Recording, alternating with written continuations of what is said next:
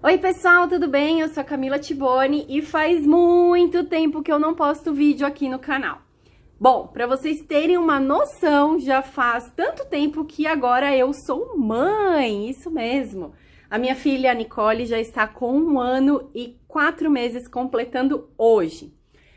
Eu engravidei em abril de 2019 e ela nasceu em novembro de 2019. Isso mesmo, foram pouquíssimos meses aí, eu tive uma complicação ali com 31 semanas mais ou menos que eu descobri.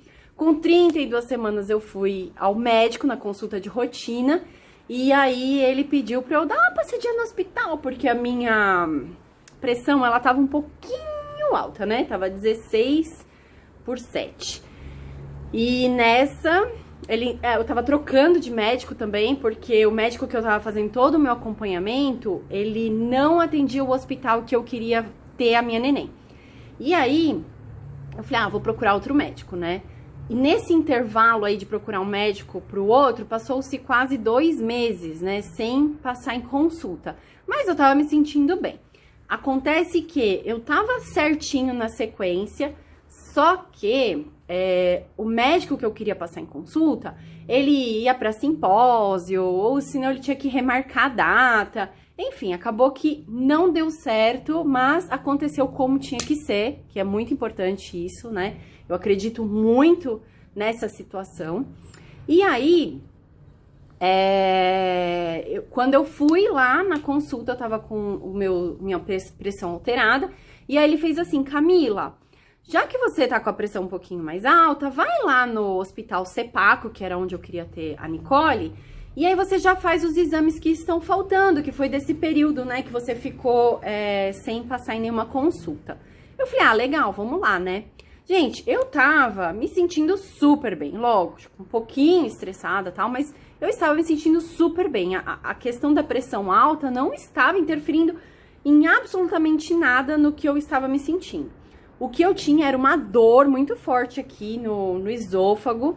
Eu tinha muita gastrite, refluxo, dor de cabeça. Tudo que eu sentia, é normal, mãe. Não se preocupa, é da gravidez, tal. Você vai tomar esse remédio e pá, vai passar. Tá bom, né?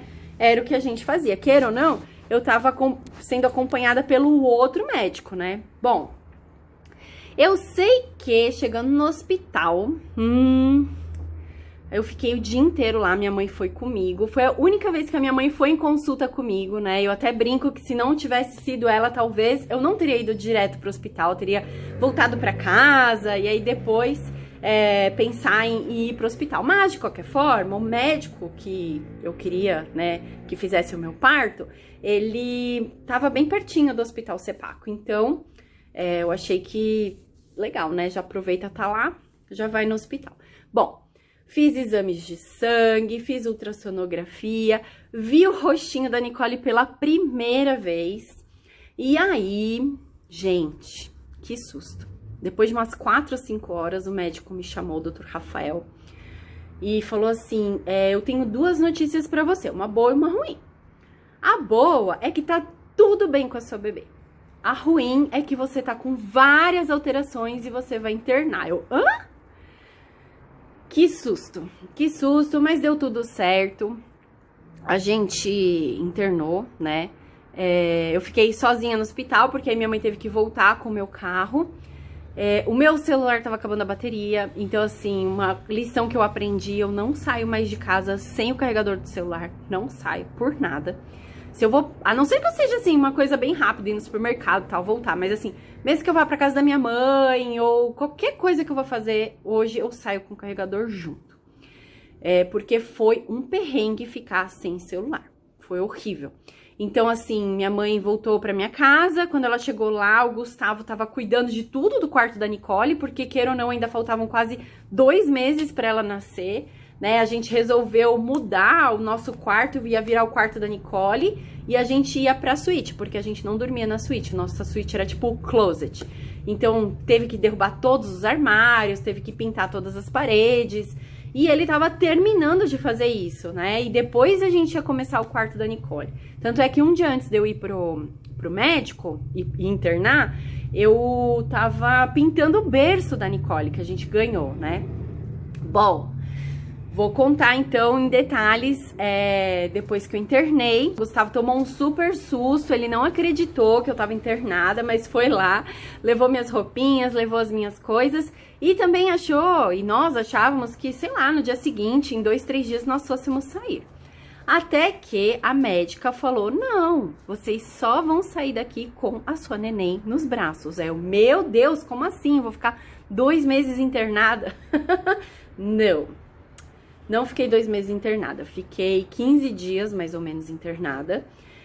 Nesse mesmo momento que o médico falou que eu ia internar, eles já vieram com aquela injeção de corticoide para os pulmãozinhos dela se fortalecerem, né? Porque eu ainda tava com 32 semanas. Foi na terça, né? Dia 19 de novembro. Então, eu ia fazer 32 semanas na quarta. Quando foi na quinta, na sexta, eu tava fazendo muitos exames, tal, né? E eu tava com várias coisas alteradas, gente. Chama-se síndrome HELP, tá? Eu vou pesquisar um pouco melhor, vou deixar um link aqui para vocês acessarem o site para ter informações super detalhadas. Por quê? A HELP, ela é uma, como é que eu posso dizer? Uma variação da pré-eclâmpsia, né? É uma piora da pré-eclâmpsia, digamos assim. É uma síndrome rara, tá? Eu tô vindo falar com vocês sem ter pesquisado mais além sobre esse assunto especificamente, porque eu quis vir um bate-papo mesmo, como se vocês fossem minhas amigas aqui, né? A gente conversando e eu contando um pouquinho do que aconteceu. E aí, essa síndrome, ela alterava a enzima, a pressão, minhas plaquetas, fígado. Só que é uma doença, né, ocasionada pela gravidez. Então, a partir do momento que eu não estou mais grávida, ela não afeta o meu organismo, tá?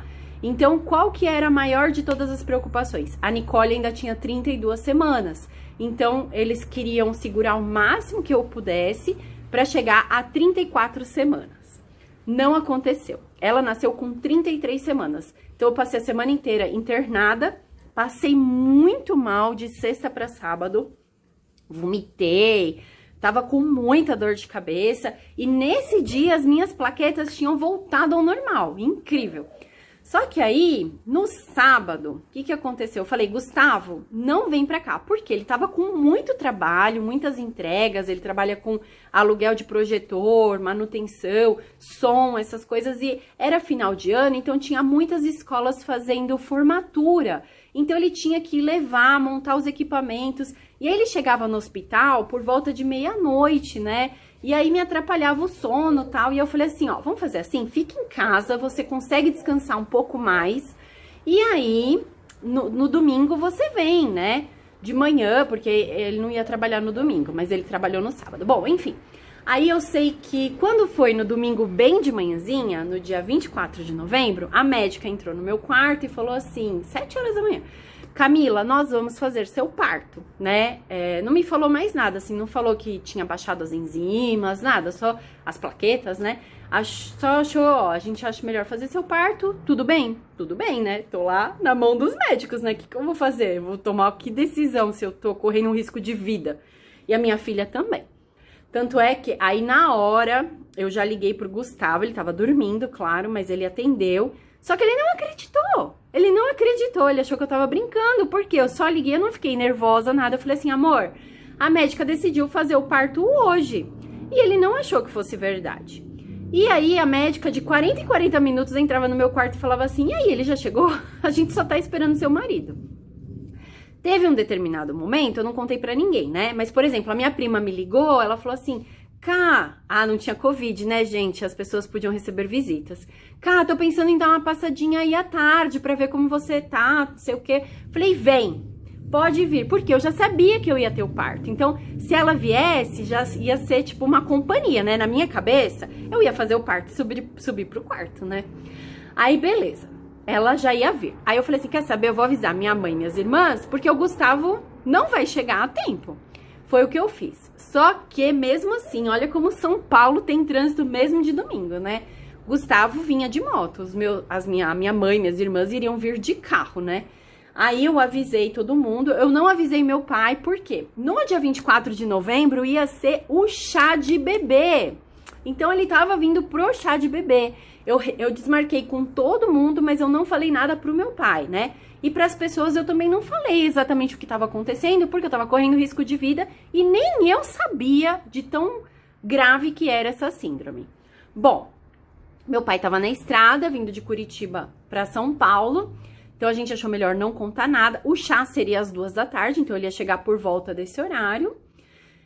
E aí, quando ele já estava em São Paulo, as minhas irmãs falaram, né? Olha, pá, vem aqui pro hospital, porque... Ele já sabia.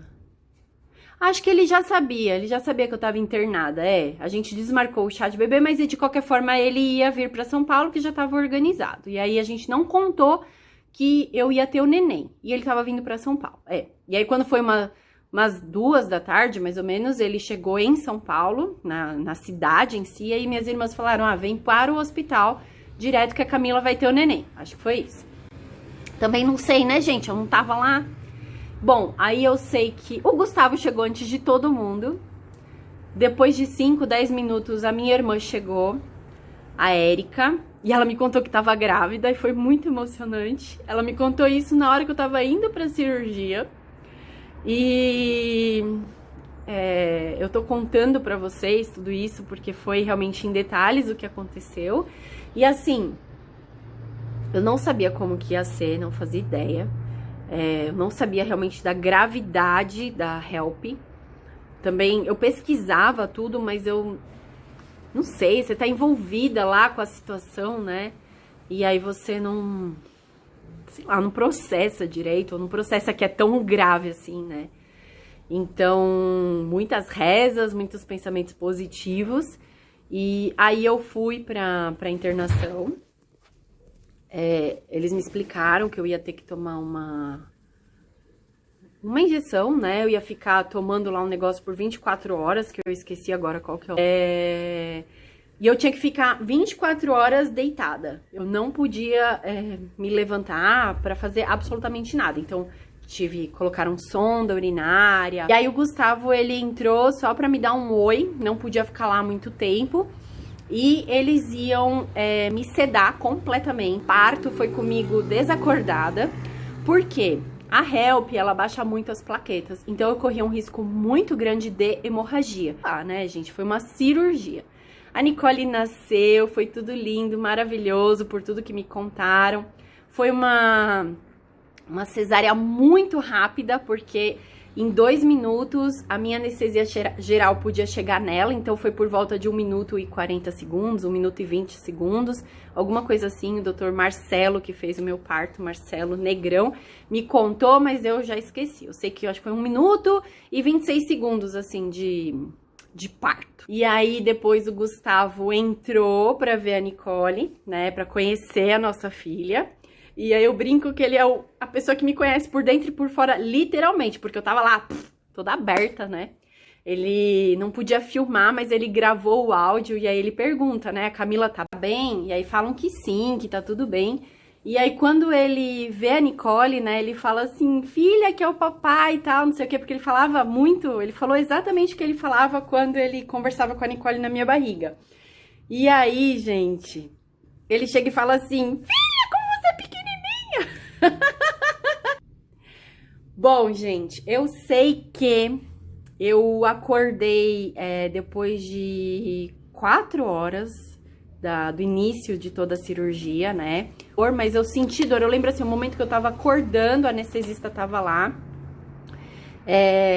E ela perguntou, né? Eu falei, nossa, muita dor, tô sentindo muita dor, muita dor. Aí ela, acho que deu mais morfina, sei lá o que ela deu. Porque, gente, a HELP é uma doença muito silenciosa, né? Tanto é que ela é rara e todos os sintomas dela são sintomas normais de uma gravidez. E ela pode, sim, ser confundida com uma pré-eclâmpsia. Então, por isso, pressão alta, na hora que acontecer, tem que correr para o hospital para ter certeza que tá tudo bem, tá bom?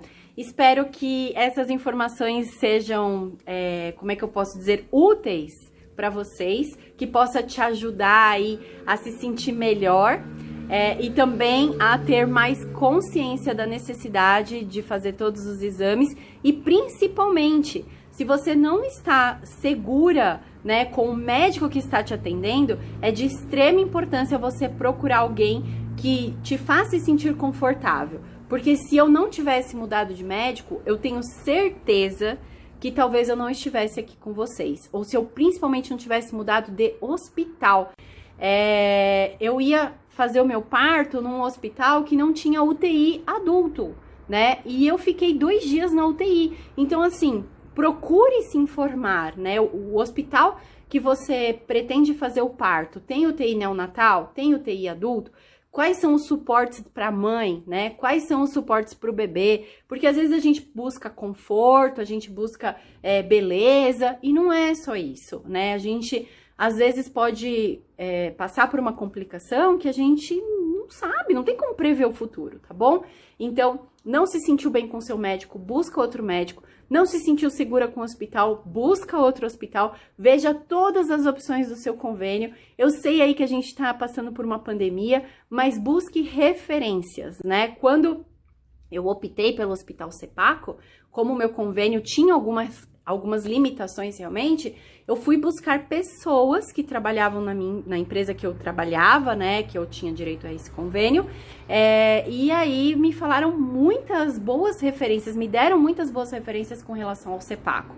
Mas na minha cabeça, eu não necessariamente precisava ter a minha neném com o meu médico. Eu queria que o hospital estivesse ali preparado para me receber. E eu pensava assim, emergência... os médicos estão muito mais preparados até do que o médico que está te consultando. Porque os médicos de uma emergência, eles fazem parto. Eu estou falando de obstetra, né?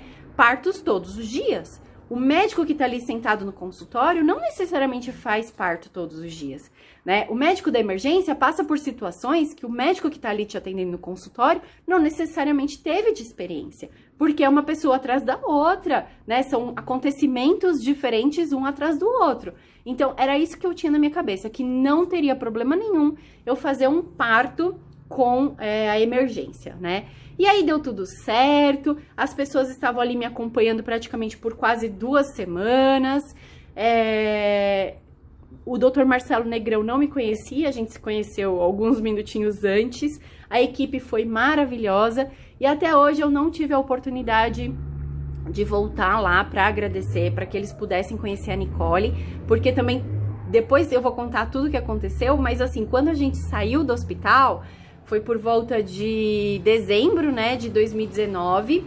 Aí, como ela era prematura, os médicos, as enfermeiras da UTI, elas sugeriram que primeiro a gente desse todas as vacinas até os 3 meses, pelo menos, para que ela fosse ganhando imunidade, né? Então, janeiro, fevereiro, março. Em março, em fevereiro, minha mãe fez aniversário, a gente chamou minhas tias para vir num jantar, uma pizza.